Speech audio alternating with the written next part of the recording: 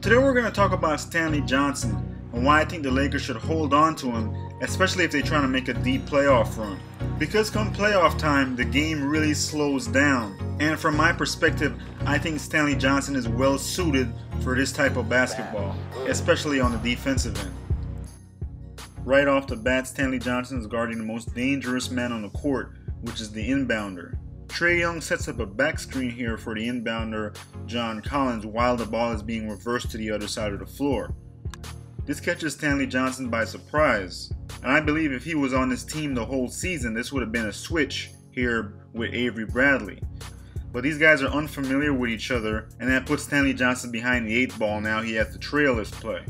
We're going to freeze it right here and take a look at the space between Johnson and Collins. Outside of LeBron, there's not many players on the Lakers that can make up this type of ground on defense. Just Stanley Johnson's pure willingness to try to go get this ball is an indicator that he's an above average defender that's willing to give maximum effort.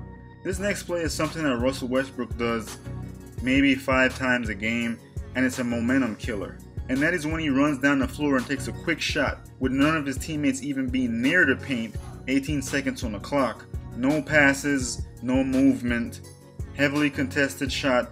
These shots are just 100% momentum killers. But keep your eye on Stanley Johnson. The shot goes up. He has no chance of getting this rebound and can simply start sprinting back the other way. But this is what a blue collar guy does on your team. He gets in a good position, and while the big is coming down with the rebound, he sticks his hand in there and pokes the ball free. The ball goes out of bounds, and this might not look like anything, but what it does is that it kills the opposition's offensive momentum going the other way. It also gives the defense time to rest and walk back toward the opposite end of the floor. I do think Stanley Johnson plays a little tentative sometimes on defense, even though he possesses the skills and the effort on that end of the floor. For instance, on this next play, THT is fronting the post. Normally when you do this, you have to have some backside help to protect the rim in case they throw this ball over the top. As we can see, Westbrook and Monk are preoccupied on the wings with shooters. Now go back to THT fronting the post. If you don't have any backside help, the man guarding the passer is key. His goal at this point should be to prevent an easy pass from being made. So he's supposed to be up on this ball and hounding Bogdanovic. Instead he lays off him, and this is an easy pass right over the top for a preventable 2 points. Since Stanley Johnson has been on the team, I have noticed the Lakers have switched their pick and roll strategy when he's defending the big. So they'll typically use Stanley Johnson a soft hedge on the guard coming off this pick and roll. In this scenario, Trae Young ends up picking up his dribble. But again, look how far off Stanley Johnson is on Trae Young.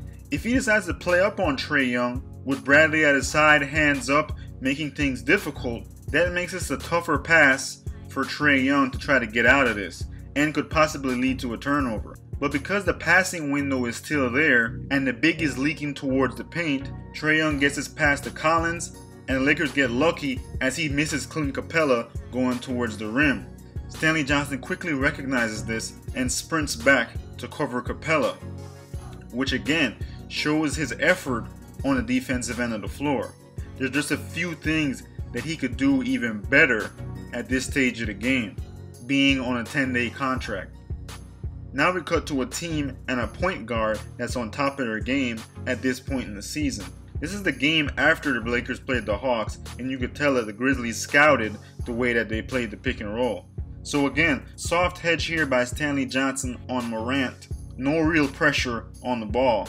But the Grizzlies make this look easy. John Morant gets this ball to the wing, and Kyle Anderson delivers the perfect pass to Jaren Jackson, who makes the easy layup. Now if we go back on this play, we can see that Stanley Johnson still makes a great effort to get back into the play and actually almost gets a hand on this ball. But instead of the soft hedges, I would love to see him blitz these guards and try to make things even more difficult for them in getting these passes off. Again, there's no reason for your reaction time to be off when a guy like Fox gets the ball. But if we freeze right here, take a look at where Johnson is.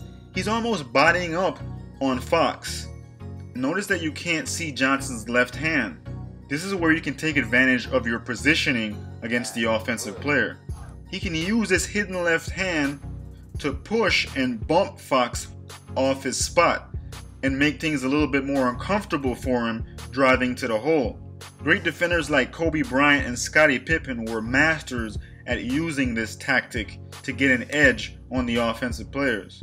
But instead, Fox gets a clear line drive to the basket and is able to use his body to fend off Johnson and gets the easy layup.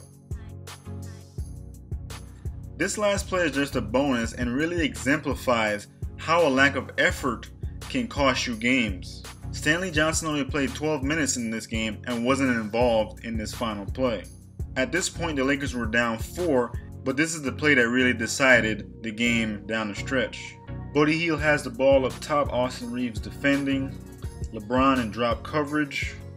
We got Chimezie Metu setting the screen. Austin Reeves does what he does best and slides right in front of this screen and recovers on Buddy Hield. LeBron decides to come up and show, which is a good thing, but this triggers the pick and pop with Hield and Chimezie Metu. This is 100% LeBron's assignment to help and recover back to his man.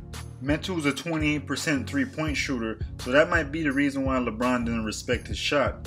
But still, at this stage of the game, you have to at least show some effort in trying to recover back to your man, especially this late in the fourth quarter.